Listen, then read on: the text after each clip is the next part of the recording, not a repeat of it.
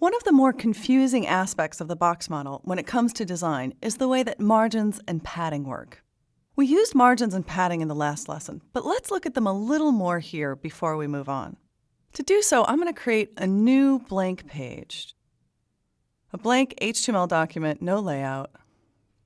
And let's save this and call it something like CSS test. You can just replace the CSS test file at the root level of the Robin folder, or you can create your own name, call it CSS test2 if you want to be able to see what I created in CSS test. Either way, save the file. Yep, I'm going to overwrite that one, and you can give it a title if you want. Just trying to give you good habits. I also want to set a couple of things in page properties. The main thing, I want to set the margins to 0.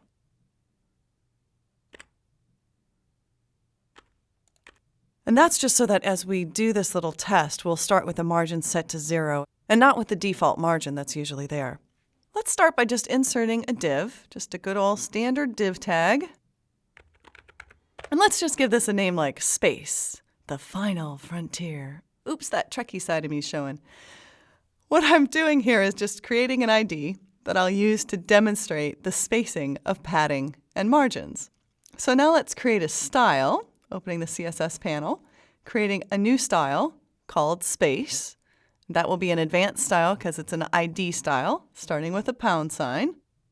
And let's go into the box category, and let's set the width to 500, the padding to 10, and the margin to 50. And let's also set a background color just within this div. The background color, let's say something like a nice light blue.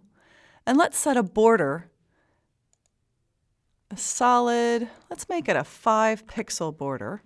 And let's make it a nice dark red, just so we have a contrast. Click OK. What I'm doing here is creating this just to help you understand margins and padding.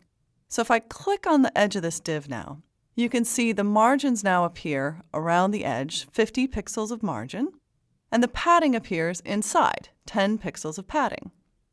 We saw this in the previous lesson, and you're probably getting used to the idea now that padding you can think of as a way to add a cushion around the inside of the box so that your content doesn't bump into the sides of your box, whether that's a div tag or any other block element. Then think of margins as a way to add space between boxes or around boxes so they don't bump into each other. But here's what's really confusing about margins and padding. If you set a width to 500 and then you add padding, you actually change the overall width of the box. Notice that across the top and the left of my screen I have a nice ruler, and 0 is set here to the far left. But if I click in just the right place here and I drag, I can move that 0 point to wherever I want it. And then I can click over here and get a guide. This works much like it does in Photoshop if you're used to that. And I can use the guide to drag out to here. Now that should have come to exactly 530. So let me adjust this just a little bit further. Make sure I've got this right at the beginning. And there, 530. So let's think about this for a second. We just created a div, and you can see down here, if I open this up, I'll close the Files panel so you can see.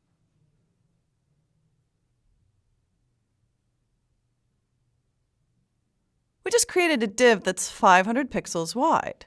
But using Dreamweaver's handy measurement tools, I can see that it's actually taking up 530 pixels in my design area. So here's what you need to keep in mind. The total width of any box element will include any padding as well as any borders. So they get added to the total width. So even though you specified this div should be 500 pixels, because I added 10 pixels of padding, which appear on both the left and the right, that gets me to 520. And because I created a 5-pixel border, that adds 5 more pixels to each side, and that gets me to 530 pixels. Yes, I'm afraid CSS does require a little math once in a while to get things just right. But understanding that padding and borders get added to the total width of a container when you specify a width like this is very important, because as you start to place containers side by side, if you don't get the positioning and the size right, you'll end up with one underneath the other instead of one beside the other. You'll see more about how this works as we create the layout in the rest of this lesson. But let's just look at a couple other things first. You see now that we have margins around here. When I click on this, you see the margins. So 50 pixels of margin and 50 pixels of margin is pretty straightforward. You expect that to be on the outside of the div. You expect it to add 100 pixels total. But just again, be aware that if I set this back to 0, and by the way, if you just double click, you set the 0 point back here in the corner. You can see that the total width of all of this, if I select this so the margin's there, is 630 pixels. So the margins are fairly predictable. It's the padding in the borders adding to the width of your div that may confuse you. And here's the really challenging part. Not all browsers display things exactly as I just described, although this is the way the W3C defines how padding should be added to a container like this. Unfortunately, Internet Explorer 5 didn't count cell padding as additional space. So if you were displaying this page in IE5, it would actually take up 510 pixels of space. It would still have the border, but it wouldn't be 530 pixels of space. And that brings me to the disclaimer portion of this series.